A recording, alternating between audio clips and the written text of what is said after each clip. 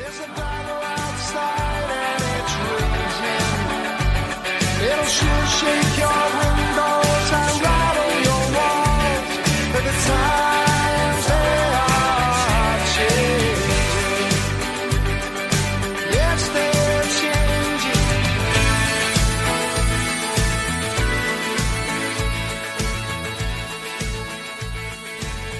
Over the time that I've been doing this podcast, coming up on almost 2 years now, it'll be 2 years in February of 2019. It's been an amazing journey. There's been at least two benefits that I can look back on and say, I had no idea were going to be happening when I first started this podcast back in February of 2017.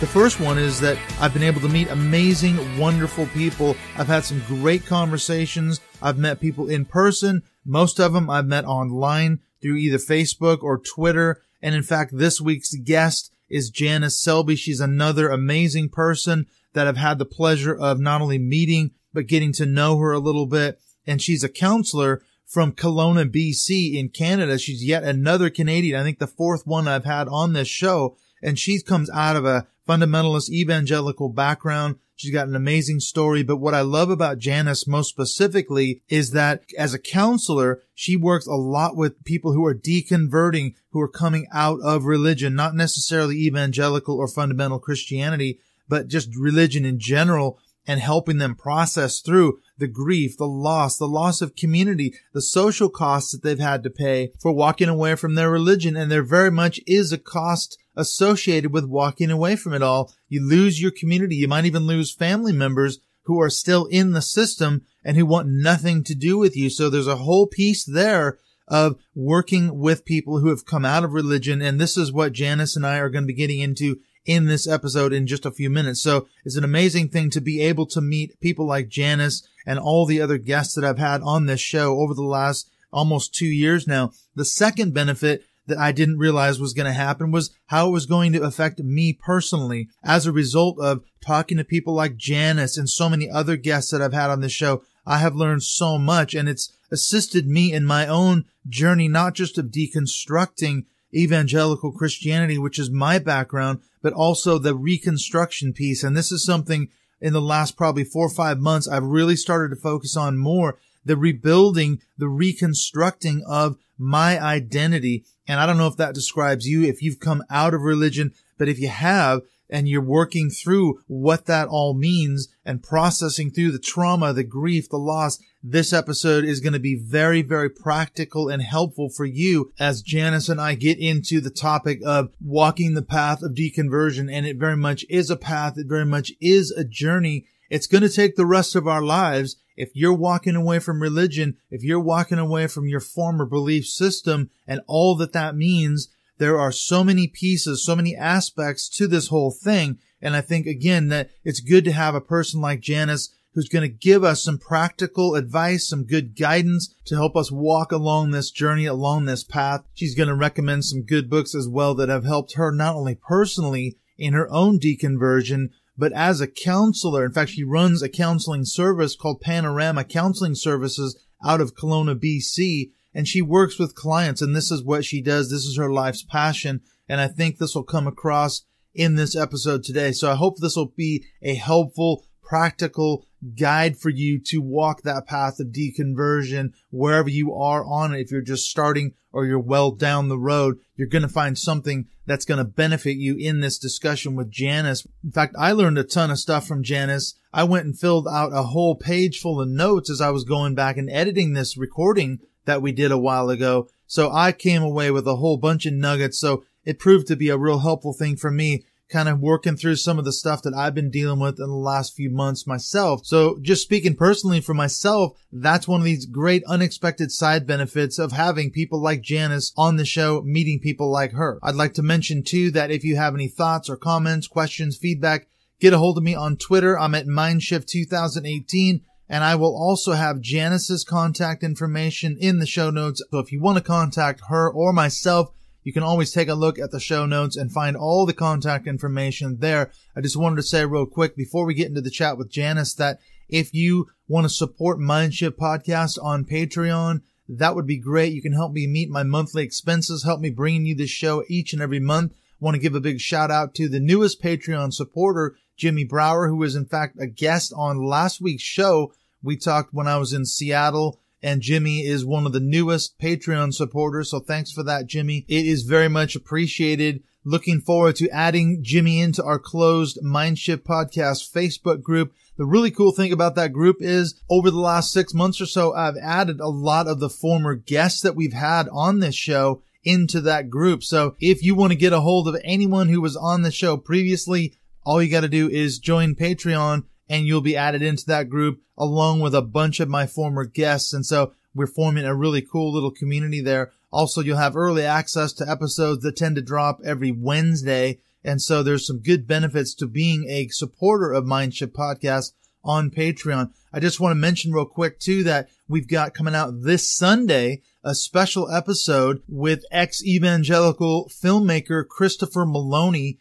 He made a movie this year called In God We Trump, and it's all about exactly what it sounds like, exploring the evangelical, not only the vote for Trump in 2016, but their continued support for him. And he interviews a wide range of people. It's an absolutely fascinating project. And I got a chance to sit down with Chris, or at least do it over Skype anyway, and have a conversation, not just about his movie and what it's all about, but we got into the topic of what is the future of evangelicalism in America, and then by extension around the world because of their support for Donald Trump. So if you're interested in finding out more about the evangelical connection with Donald Trump and the Republican Party, then check out Sunday's special one-off edition with filmmaker Christopher Maloney as we get into the subject of In God We Trump. All right, now that we got the business out of the way, let's go on into the conversation that I had with Janice Selbie. She's Canadian, she's a counselor, and she's just an all-around fascinating person. So I invite you to come along with us as we walk along that path of deconversion.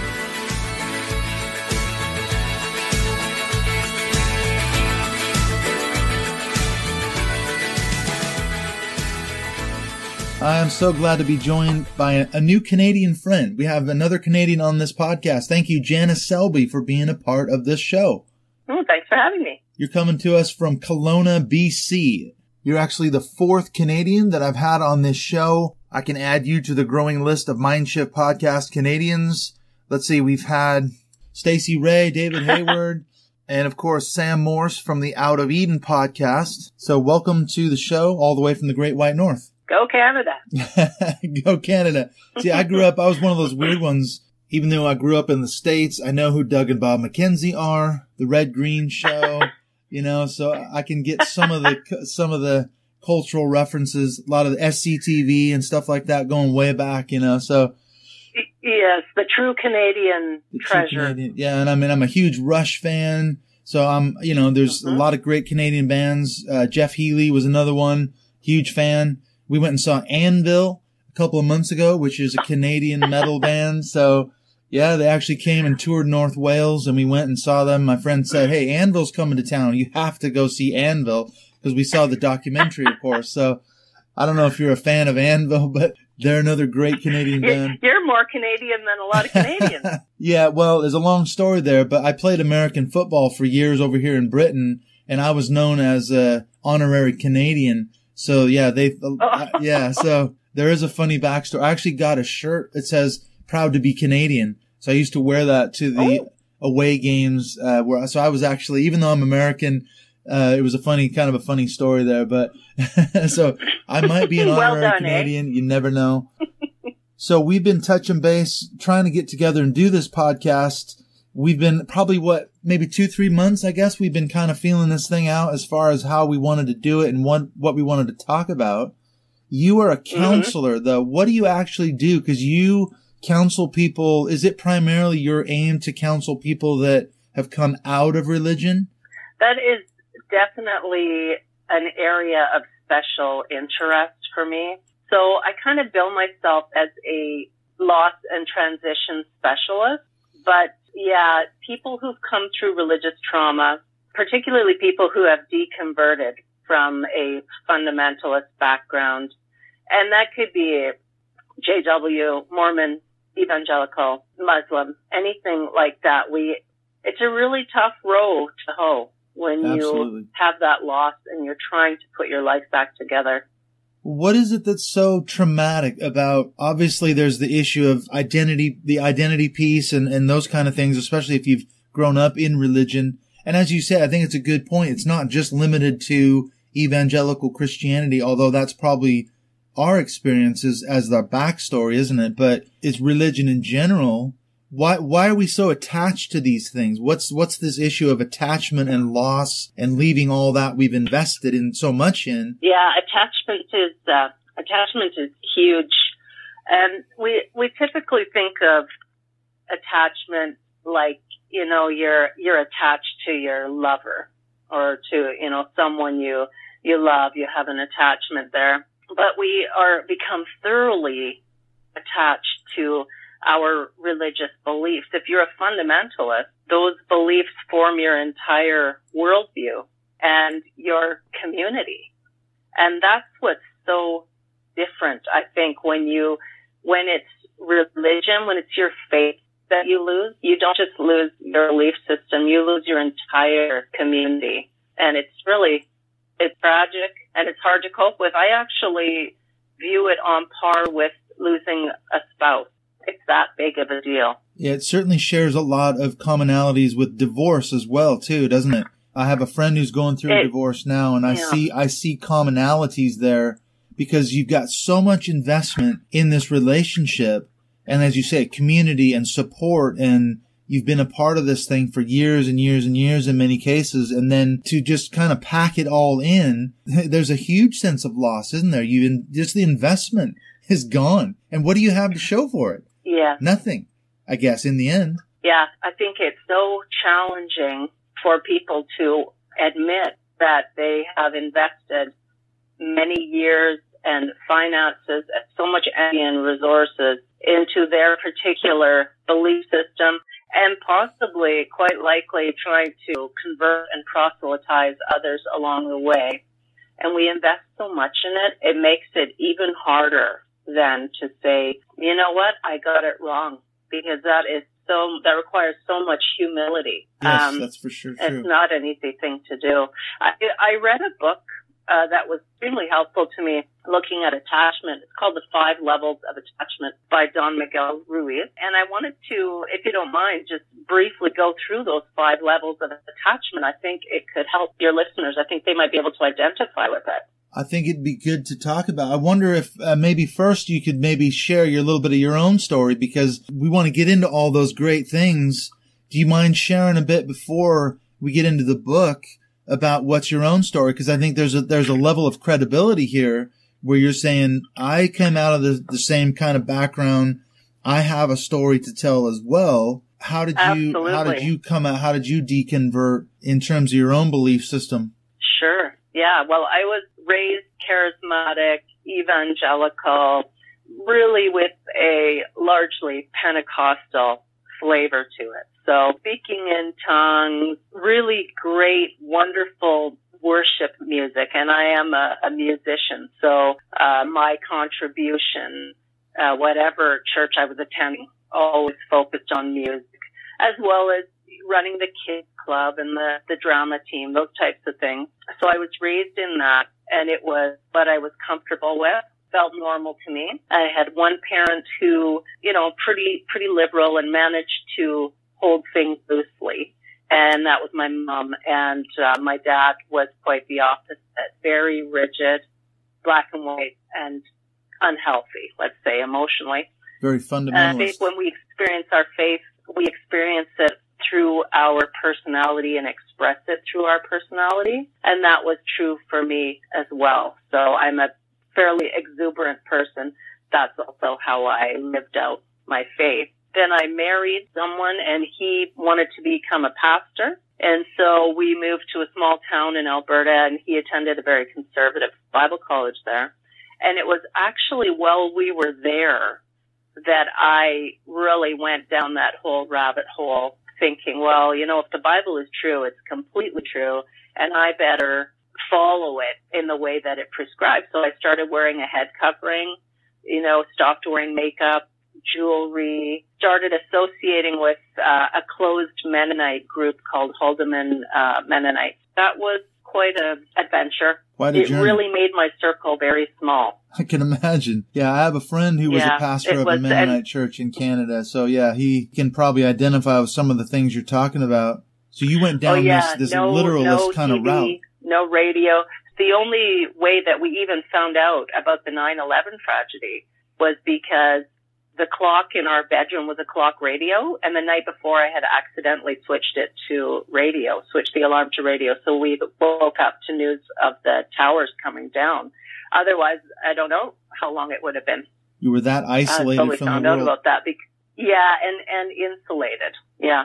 And I mean, it was by choice. Thought that was the righteous way to live. And it wasn't that my husband at the time, because I'm not married to him anymore, it's not that he insisted on it. He wasn't that type of person. We experience our faith and live it out through our personalities. And I was a very all or nothing kind of gal in my faith too. We have 2 daughters, and so that made things hard on them as well. I can imagine. It sounds more like you were taking the road that your father took then.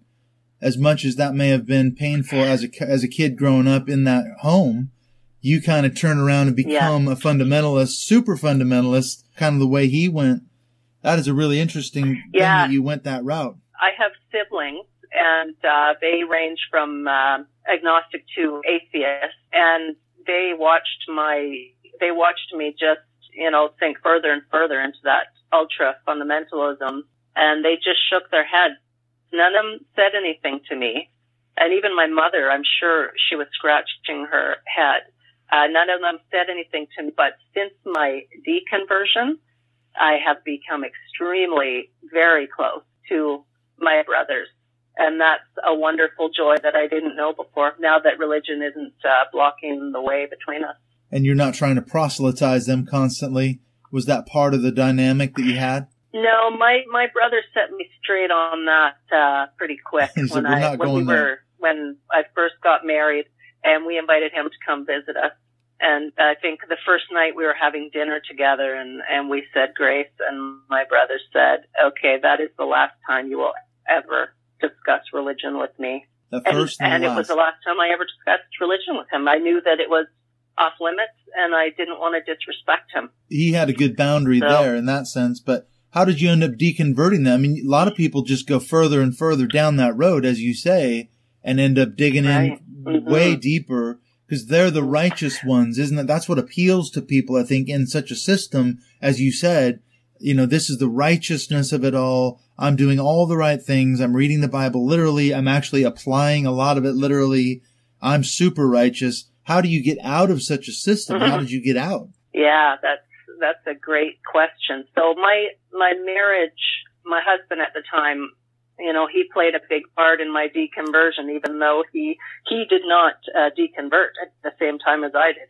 He held on to his faith longer, but our marriage grew increasingly difficult for me. He's on the spectrum, at least I see him that way, that he maybe has some tendencies towards Asperger's, and that can make for a tricky marriage, can make things emotionally difficult. Yeah, I can imagine. And and as the years went by, things just got harder and harder, and he became a pastor. The year that he was pastoring in Saskatchewan, in a small town, it was just a terrible year for me. My parents split up after over 40 years.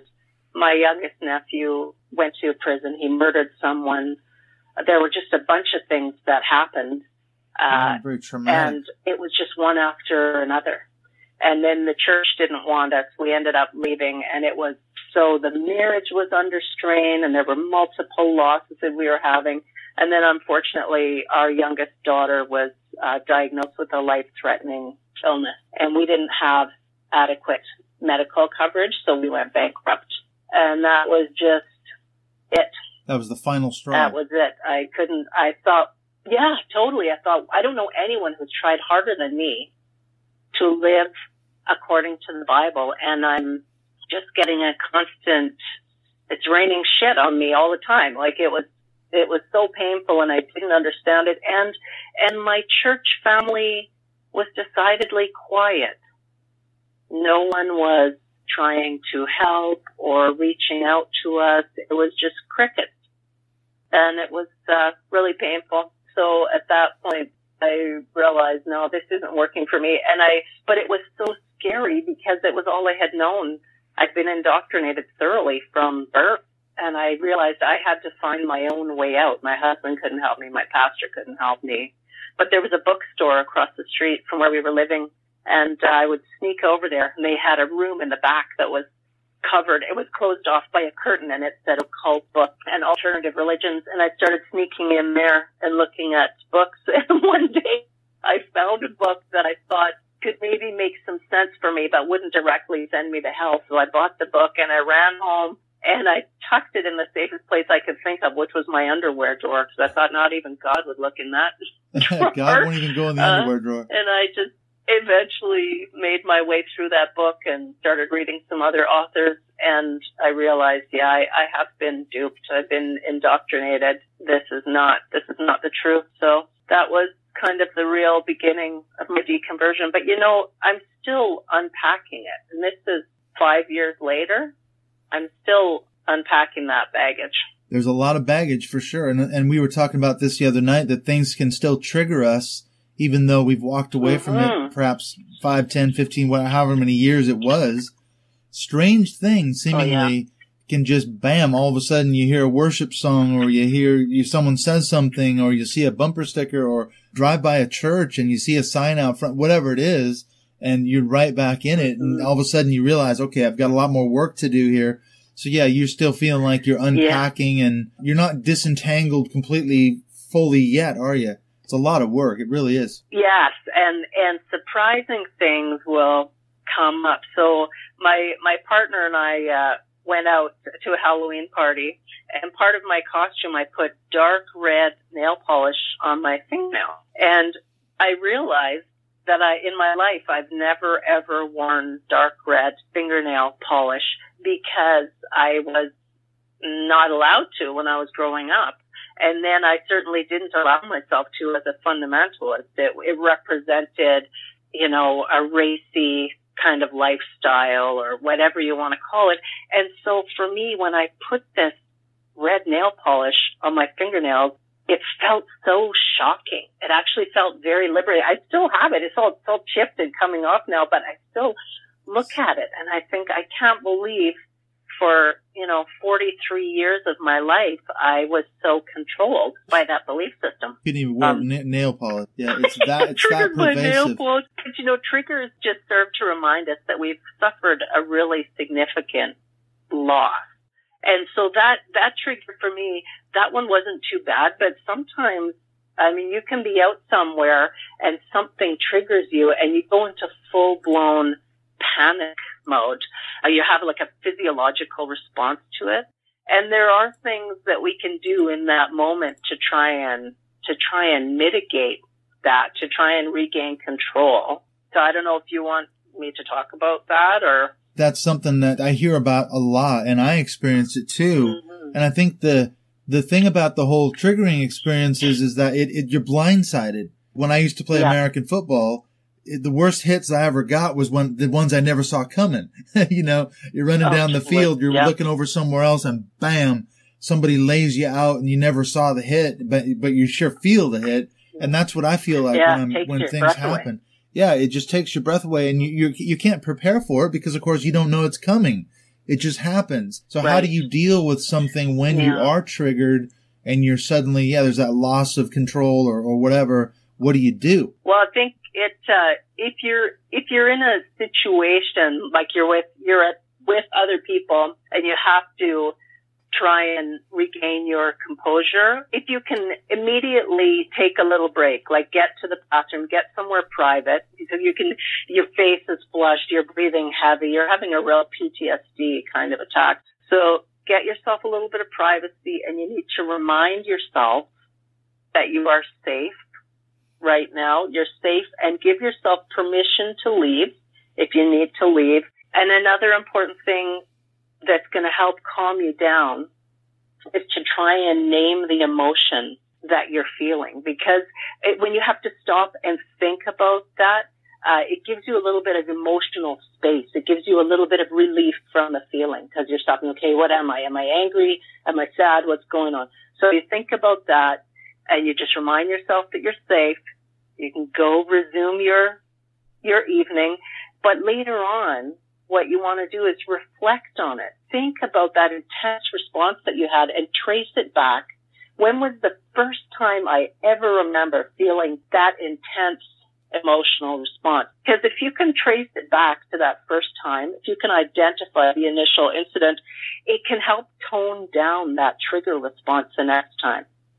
If the same thing comes up again, you start feeling overwhelmed, you remember, oh yeah, okay, this is just, again, a response to that thing from a long time ago. Yeah. You mentioned your own children that were obviously impacted by not only your time as a fundamentalist, but then when you deconverted. And we talked about this the other night, that what do you do as a child who, let's say your parents are still in evangelicalism, fundamentalism, whatever the religion is, and you can't get out of those situations? Because I hear from a lot of people that they're trapped because, let's say they've walked away from the faith or the church, but their parents are still in it. And every time they see their parents, which of course as a family, unless you want to completely cut the relationship off, what do you do when you feel like you're trapped? You have to go back and they're being manipulative and they're doing a lot of things that do trigger you. How do you deal with that? Do you have that conversation with the parents or the grandparents? How do you handle that? Oh yeah, that just that intense, very intense discomfort. And I think if you're still raising your children and you have young children and your parents are trying to manipulate and indoctrinate your children, you really need to get very serious about boundaries. Because now it's not just for your own health, it's for the health and safety of your children. So yeah, I think it might call for a pretty uncomfortable conversation, whether you want to do it in person or by letter. I really don't like the idea of trying to live a full life. It just makes you miserable.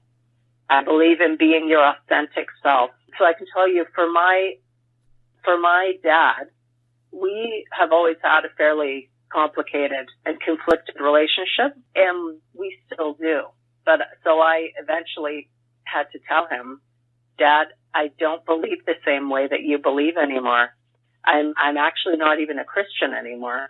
And it was a great big emotional to do because that's how he is. And he kept trying to draw me back in and, he'd see me again and he'd try and pray for me and all this stuff.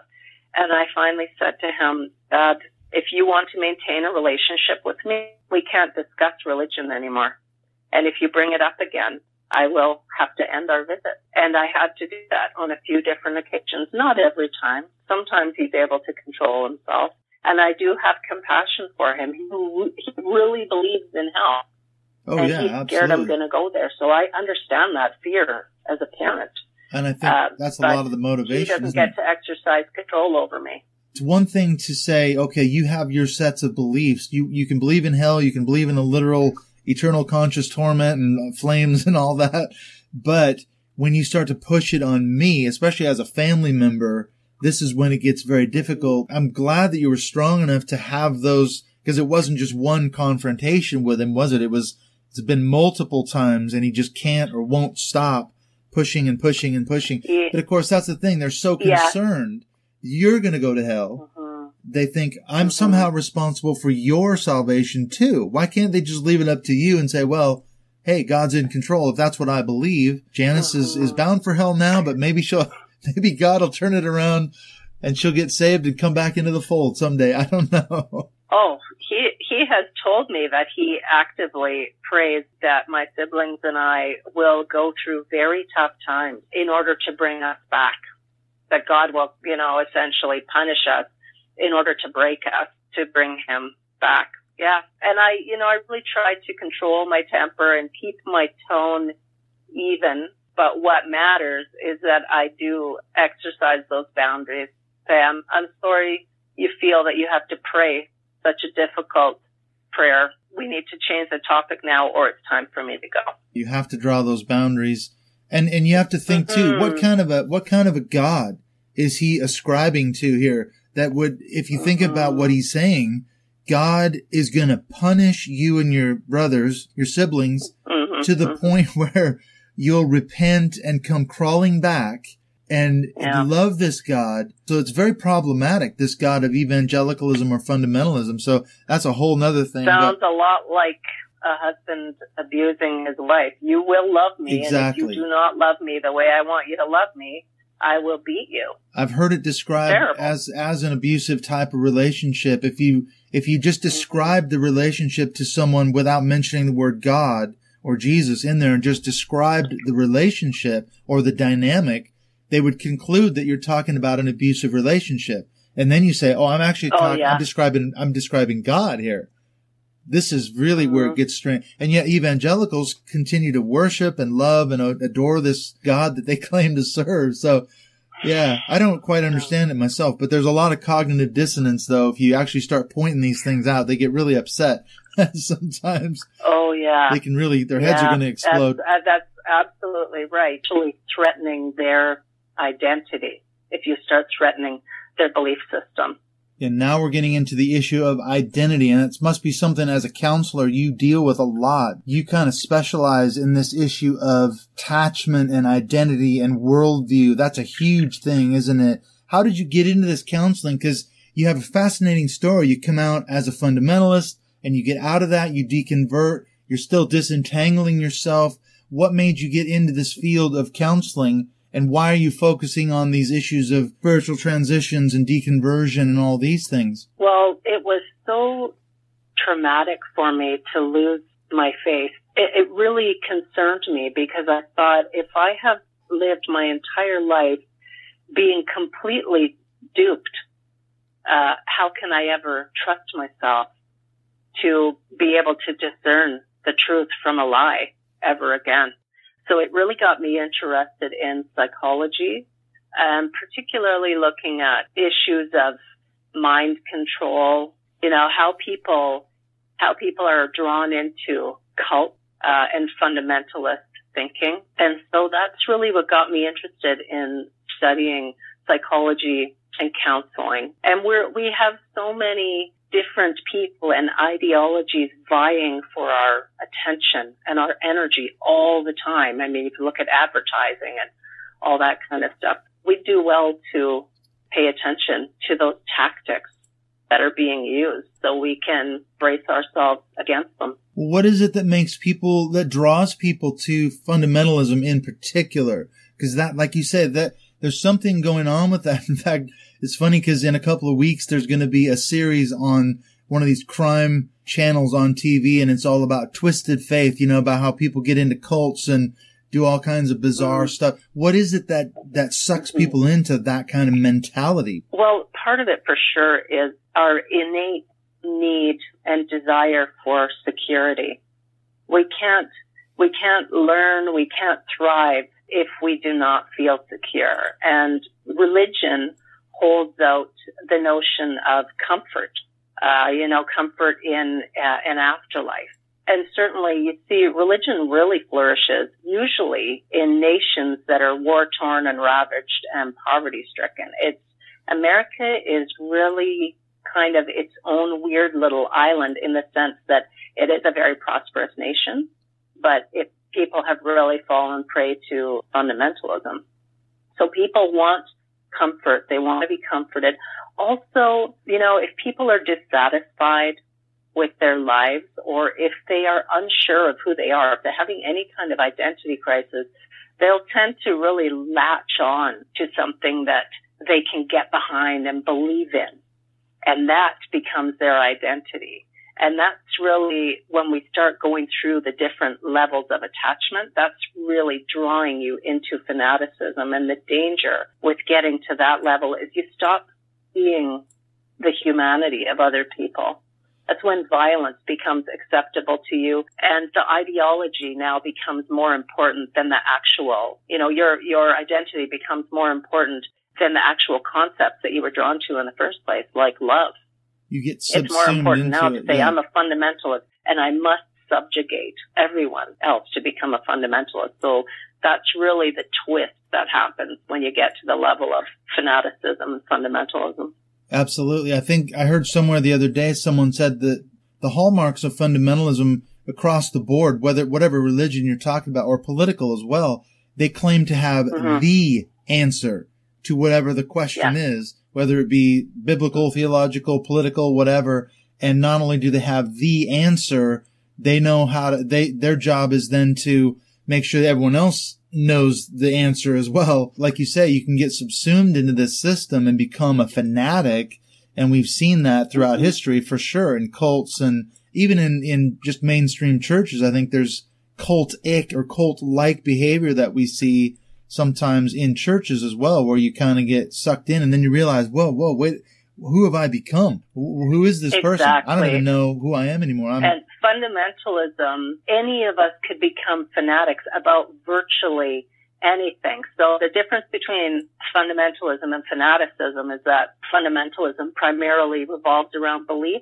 Fanaticism, by its nature, involves action. So they're not identical, but they're closely related, put it that way. But, once you've really embodied and taken on the identity of a fundamentalist, it does not take much to push you over into acts of fanaticism. And this is what we see also going on right now around the world politically. And it's a scary time. It's a scary time because when we're doing this recording, recently there was the shooting at the synagogue in Pittsburgh in the States. Terrible. And here's a guy who, yes, he was already anti-Semitic. He may have been a fundamentalist in his political worldview, but he went over the edge and, like you said, actually took action. He said, that's enough. I have to do something. I'm going to grab my gun and go shoot up the synagogue and kill a bunch of Jews. And so, he slipped across the line and actually took action. And there's a lot of grieving people now in his wake. It's ideology gone into fanaticism, gone into killing people. Exactly. It might be easy for people to look at it in the realm of sports. If at first you just want to go to a game and you enjoy it, you don't have any attachment to who wins. You just want to go to the game. Well, then your next level, you go to the game, but you decide you're going to root for a specific team, like root for your home team, because it makes the game more exciting. Sure. However, you're still pretty unaffected by the outcome.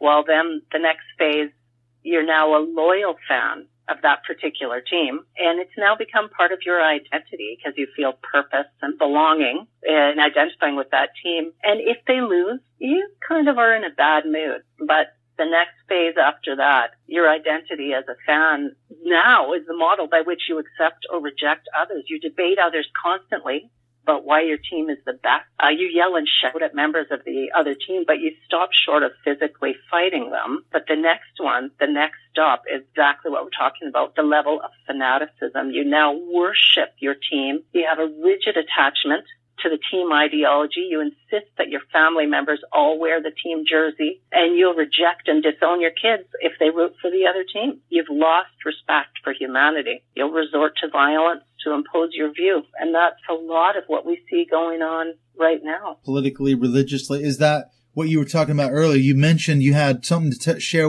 from a book. Was that the layers of attachment, the levels of attachment? Yes, that's from a fantastic book called The 5 Levels of Attachment by Don Miguel Ruiz Jr.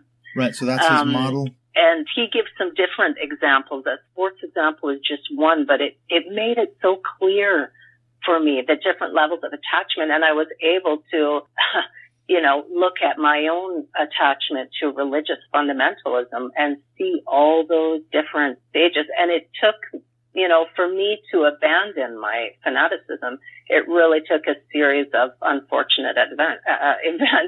No one else could have brought me to that point.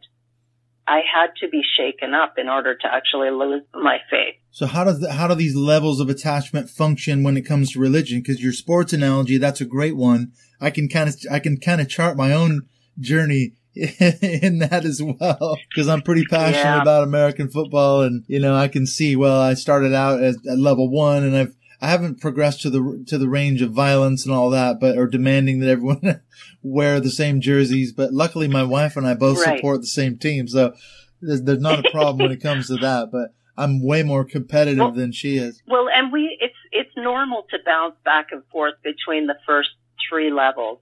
It's once you get to the 4th and the 5th levels that you are suffering and you're causing suffering for other people because there's constant conflict with anyone who does not hold the same views as you. And that's really where you get into problems, isn't it? You can see that in terms of just Christians sitting around debating any sort of theological topic. I can remember back in Bible college, we used to sit in the coffee shop and have huge arguments about some theological minutia or some biblical interpretation. Yeah. I'm right and you're wrong. And we would argue and argue and argue. And so we'd obviously progress beyond. It was so important. We had to have it right. And the other person was wrong. And we had to show them that they were wrong and why they were wrong and blah, blah, blah, blah. Exactly. And it became strident and everything else. Your attachment to the ideology. So it's the act of being devoted overwhelms the object of devotion. The object of devotion gets lost in it. And all that becomes important is your act, your complete allegiance. And that's not just that happens in religion, happens in politics, nutrition, ecology. Those are just like the most common arenas where people tend to become very rigid. And when you become closed and rigid like that, you really are closed. You cannot hear any potential alternative. So this is something we need to be aware of and actively fight against. Examine our beliefs constantly. Re-examine them. Hold them up. So describing your father. When did I start believing this? It sounds like a description of what you said of your father then. He's so closed off. In fact, a friend of mine was telling me when I was in Seattle recently, he said his dad became more and more and more fundamentalist the older he got. And he was so concerned about what it means to be a true Christian and to go to heaven that when he died, he wasn't even sure if he qualified to go into heaven. So he was racked with all these issues and questions on his deathbed, literally, because he thought, fear. I'm not, so much fear. I don't know if I'm going to get in, even though he's been serving the church basically all of his life, proselytizing everybody and doing the whole thing. So it's unbelievably pervasive how these things get in there, and then they start, like you say, you get more and more rigid, more and more controlled. But then you take a person who has come out of that system. How do they process? How do they deconvert? Because this is obviously your kind of area of specialty. What happens when they walk away? Because one of the phrases I picked up from your website, I liked what it said. It said, you deal with unresolved grief from ambiguous loss. And I thought, well, what's that all about? Because there's grief, but what's the ambiguous loss piece? What's that about? How does that work? Right. Ambiguous loss is essentially a loss where it's really hard to have closure or understanding. So typically we see this when people are trying to grieve the loss, but the body is missing. Maybe someone was blown up or lost in an airplane crash. They have no body. So they're just being told this person is deceased. Just gone. But and that is really hard to come to terms with. No, so that's physical ambiguous loss, but we can have it in a more psychological sense when we're watching a loved one who's with us, but they're dying of Alzheimer's, say. So they're kind of disappearing before our eyes. So this kind of loss is just very hard to grieve, and ends up with unresolved grief.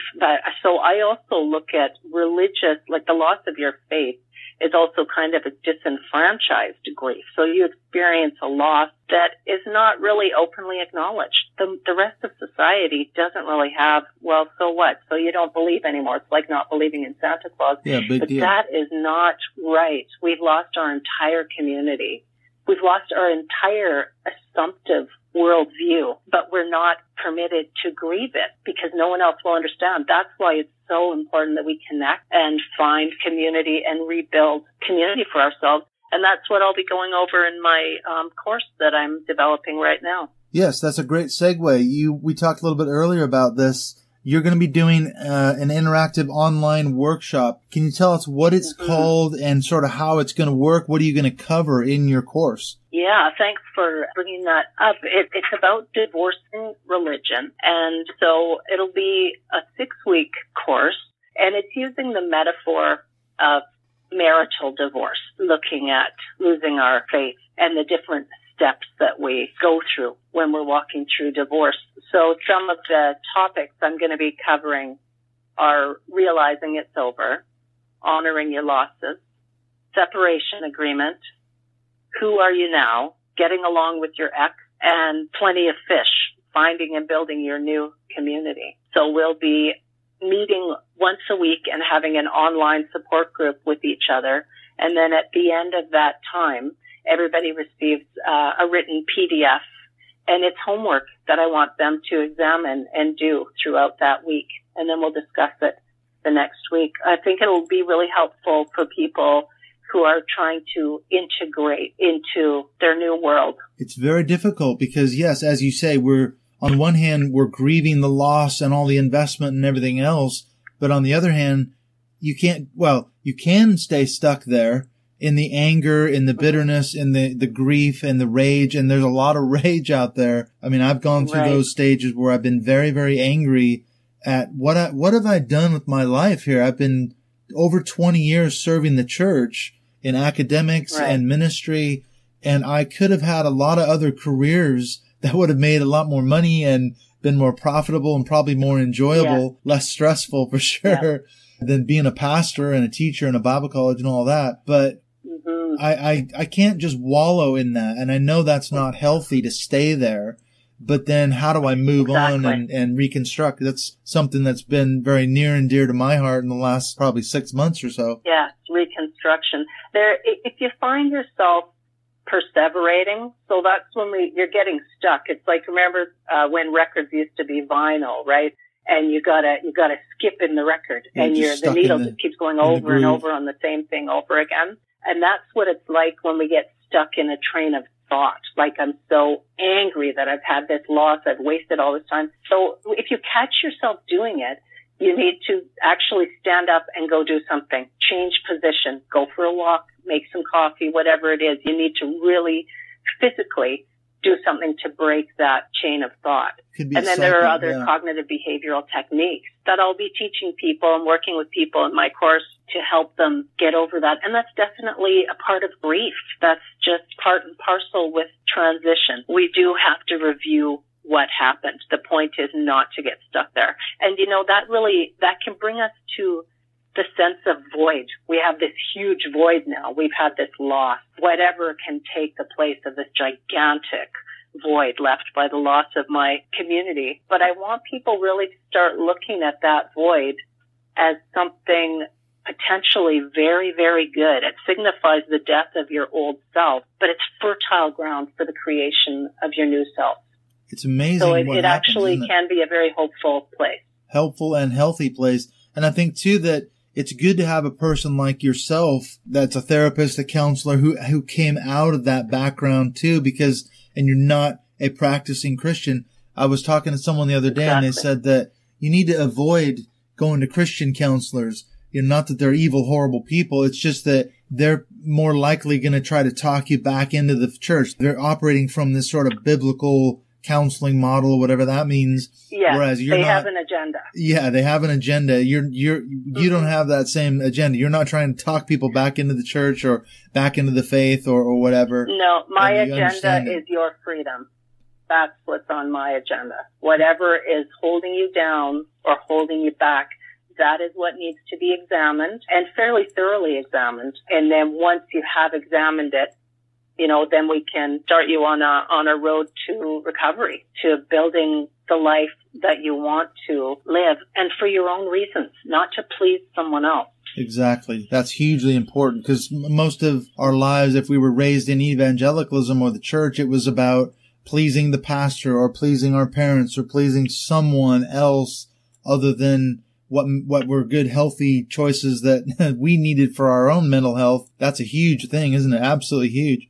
I'd like to recommend an excellent book for your listeners called Cup Transitions, and it's by Dr. Elizabeth Harper Nield, and she really gets into the nitty-gritty of life transitions. It's a very valuable resource. It's been helpful for me, and I'll be referring to it through my course as well. We talked a little bit before about other resources You talked about the 5 levels of attachment, this book, Tough Transitions. Do you have any other books or podcasts or resources that would be good for people to plug into? Absolutely. I really must recommend Dr. Marlene Winnell's excellent book, Leaving the Fold. And I've met Marlene. I've gone to one of her retreats, and I'm going to another one in May in San Francisco. And Leaving the Fold is such an incredibly helpful book. In some ways, it's a how-to guide for people leaving fundamentalism. So Marlene Winnell's book, and then also a great secular book called Fantasyland: How America Went Haywire. And that's by Kurt Anderson. And it's quite a large book. It's easy to read, and it has given me great insight into America and how fundamentalism, how evangelicalism has really encroached on American politics. And it helped me also to understand my own attachment to evangelicalism and where it even came out of. So I really recommend Kurt Anderson's book, Fantasyland. Some great resources there. Yeah, it's for sure true that we've seen American evangelicalism, fundamentalism has been exported all over the world. I've said many times. Pentecostal missionaries. Yeah, missionaries everywhere, all over the world. And now, second, third, fourth, fifth, however many generations into it now, people are coming from these countries that were evangelized, and they're bringing their theology back with them to America, to places like Great Britain. So it's a strange kind of reverse mission is what they call it. They're actually coming here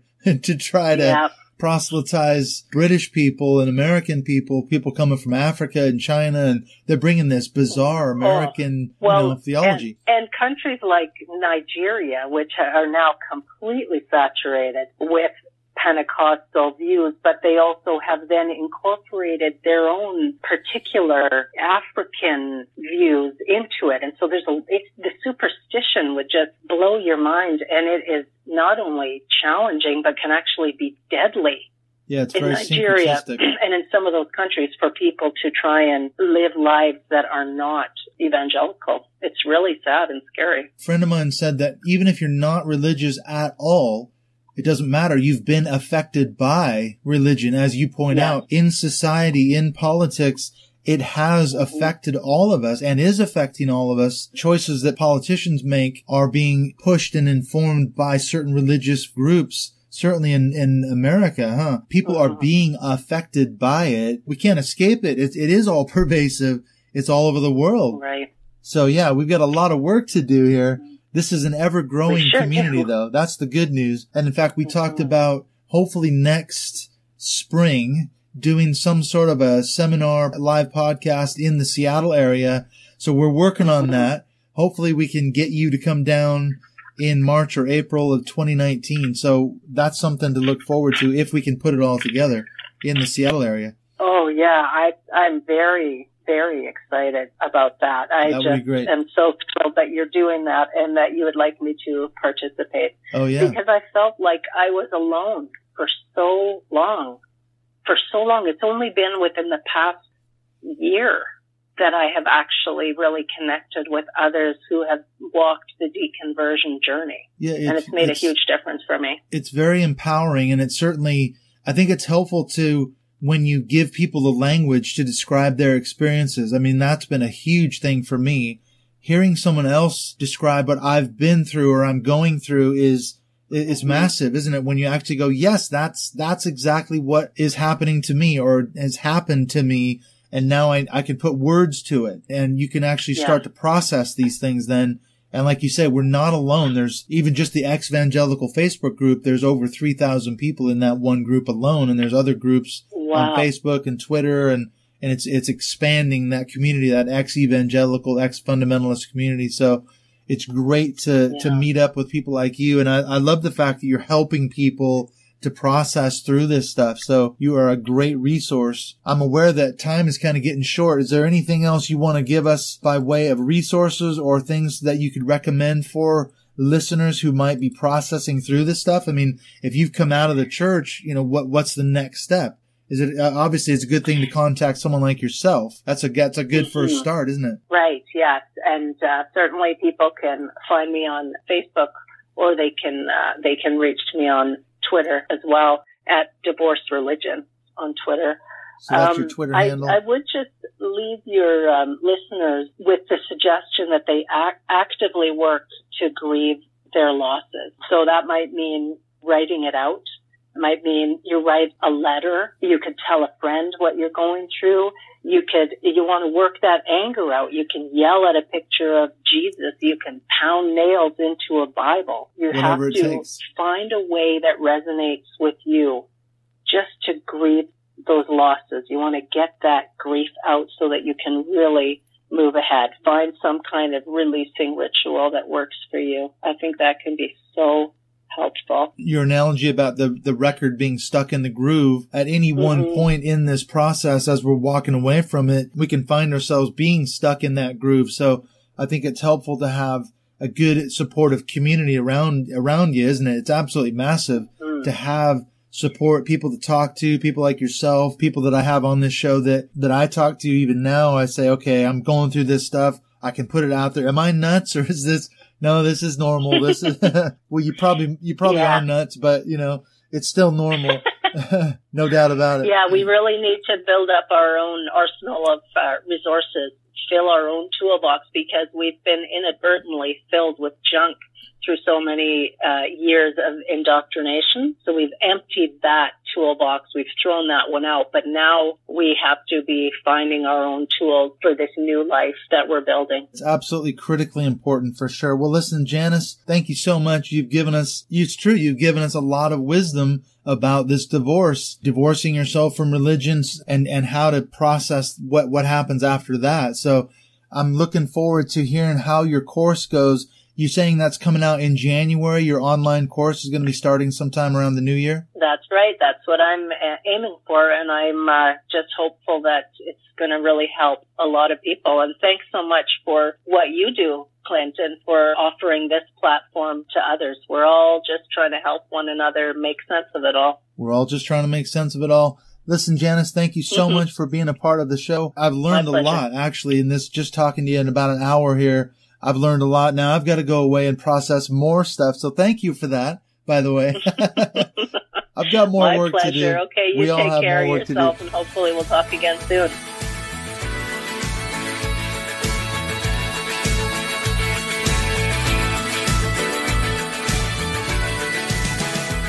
Remember I said at the beginning of the show in the introduction that I made a page full of notes. Well, actually, it was more like a page and a half of notes that I made as I was going through and editing this recording. It's just a lot of really practical advice, things that I picked up on, like when she talked about what do we do when we're triggered. Being triggered, she said, it serves to remind us that we've suffered a significant loss, something from our past. And she has some really good practical tips for things to do when you're triggered. And also this real pressing issue of how to have that conversation with parents, grandparents who are still within fundamentalism, evangelicalism. Maybe they're manipulating you. Maybe they're manipulating your children, even though you've walked away from the church and possibly Christianity too. And she has good advice for what to do in those kind of situations. So I hope that's been a real help to you, along with some of the resources that Janice recommended, some books that you can look up if you want to explore in more detail some of the things that we talked about in this episode.